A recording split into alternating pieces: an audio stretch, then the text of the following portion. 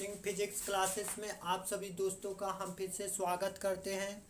तो दोस्तों आज हम फिर से कक्षा 10 के सिलेबस के बारे में बात करेंगे। इसके पहले हम आठ हेडिंग को हम पढ़ा चुके हैं। आज हम 9वां हेडिंग को पढ़ाने वाले हैं। 9वां हेडिंग के रूप में पढ़ेंगे क्या कि गोलीय दर्पण से संबंधित प्रमुख पद, कि गोलीय दर्पण से जो संबंधित कुछ पद प्रमुख पद होते हैं उसमें कौन कौन सा पद किसको क्या क्या नाम से प्रदर्शित किया जाता है, कि जो दर्पण बनता है उसमें दूरी कहाँ बनती है, वक्रता केंद्र कहाँ बनता है, ध्रुव कहाँ होता है, उसके बारे में जानेंगे। तो यदि हमारे YouTube चैनल पे आप पहली बार आए होंगे तो हमारे चैनल को जरूर सब्सक्राइब कर दीजिएगा।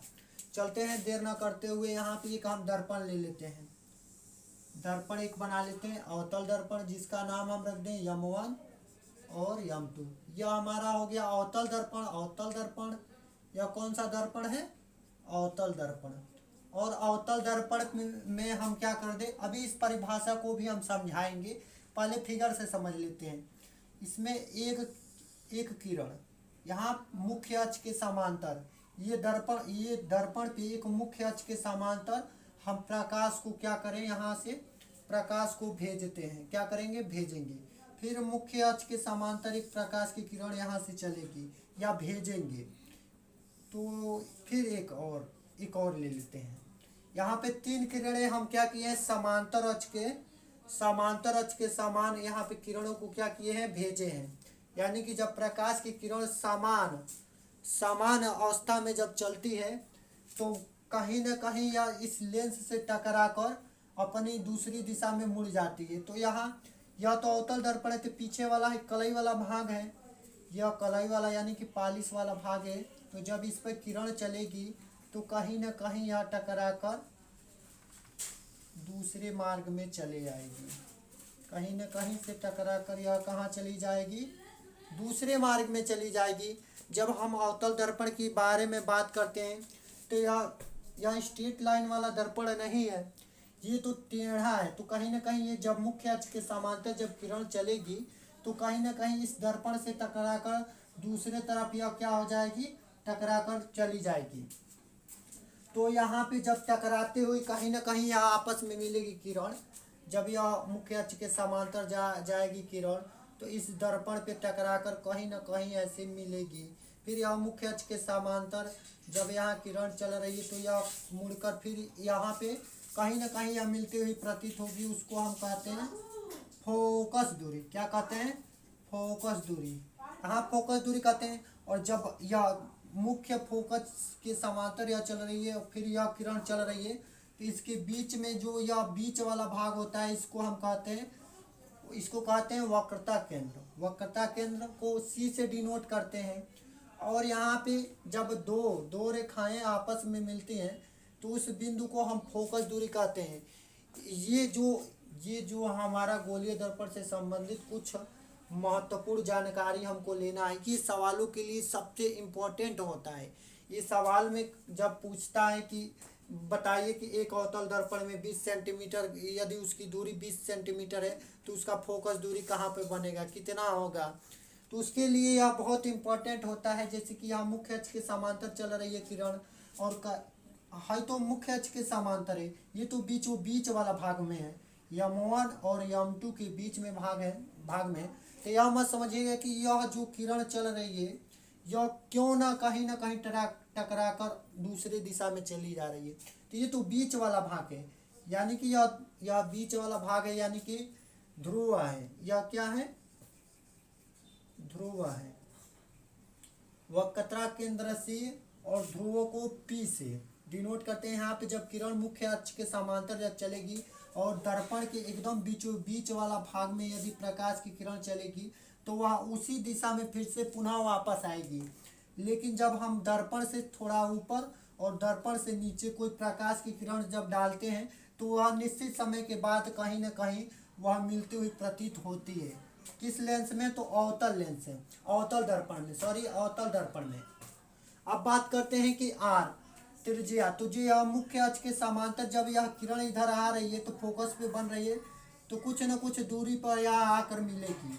कुछ ना कुछ दूरी पर यहाँ आके मिलेगी तो इसको त्रिज्या कहते हैं। यानी कि यहाँ से और यहाँ तक कोई नाम यहाँ पे रख लिया जाए, कुछ भी नाम रख लेते हैं। यहाँ पे ए रख दें, ए से एफ तक की बीच की दूरी को आर कहेंगे। फिर यहाँ से यहाँ ए डैश रख लें तो ए डैश से एफ के बीच की दूरी को आर कहेंगे। यानी कि हम अब चलते हैं आगे, इसमें और क्या समझना है हमें। मुख्य अक्ष किसको कहते हैं, तो मुख्य अक्ष यह हमारा है जो समांतर यह दिखाई दे रहा है लाइन, स्ट्रेट लाइन जो यह दिखाई दे रहा है, इसी को मुख्य अक्ष कहते हैं।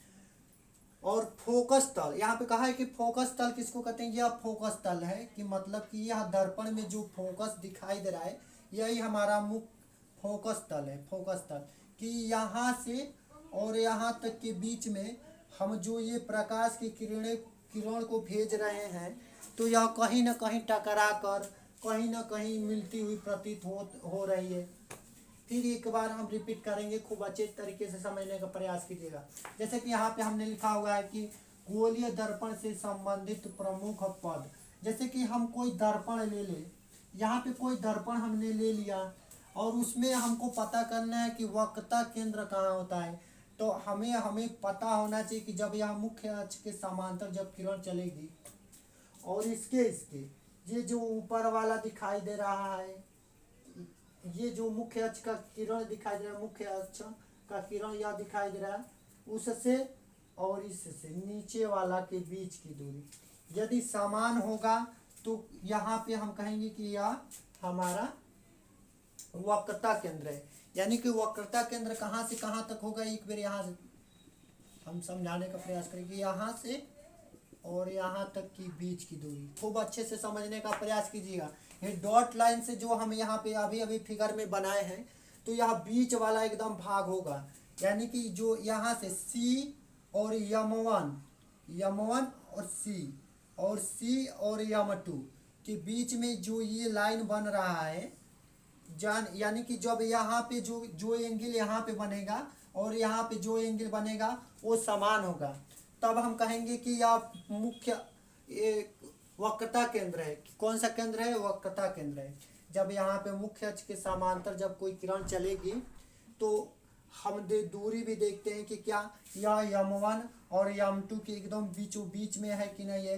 तो क्या करते हैं, इस डॉट लाइन से मिलाकर इसको भी ज्ञात कर लेते हैं। इसमें फार्मूला लगा देते हैं त्रिभुज का, जो चूंकि ये त्रिभुज की आकृति का नहीं है, ये तो वक्र है, लेकिन इससे हमें पता चलता है कि ये सी और यम1 डैश और सी और यम2 डैश के एकदम बीचों बीच में जो ये मुख्य अक्ष के समांतर ये किरण जा रही है, तो इसी को हम वक्रता केंद्र कहते हैं।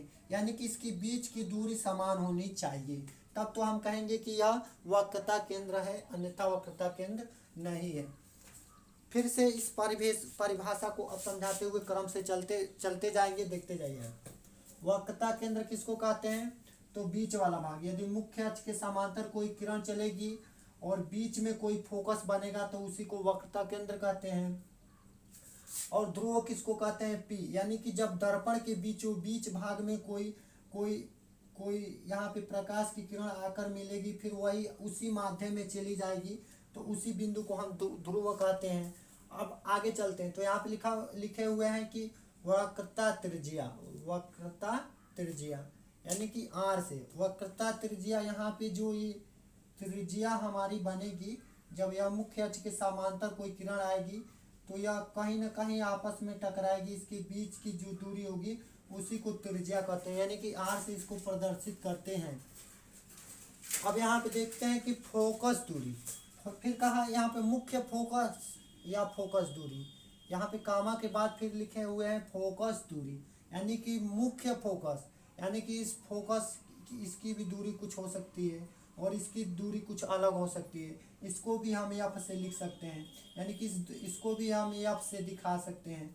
और यह जो फोकस फिर से यहाँ से मुड़ती हुई जाकर यहाँ पे मिल रही है, इसको हम आर से दिखाएंगे। क्यों, क्योंकि यहाँ पे कोई न कोई त्रिज्या बनेगी, कोई बड़ा त्रिज्या बनेगा, कोई छोटा त्रिज्या बनेगा, लेकिन जो यहाँ मुख्य अक्ष के समांतर जो किरणें चलेंगी वो तो समान ही आएंगी। यानी कि यहाँ पे 20 मीटर अगर यहाँ पे 20 सेंटीमीटर की अगर दूरी का कोई फोकस दूरी यहाँ पे डाला जाए तो हो सकता है यहाँ पे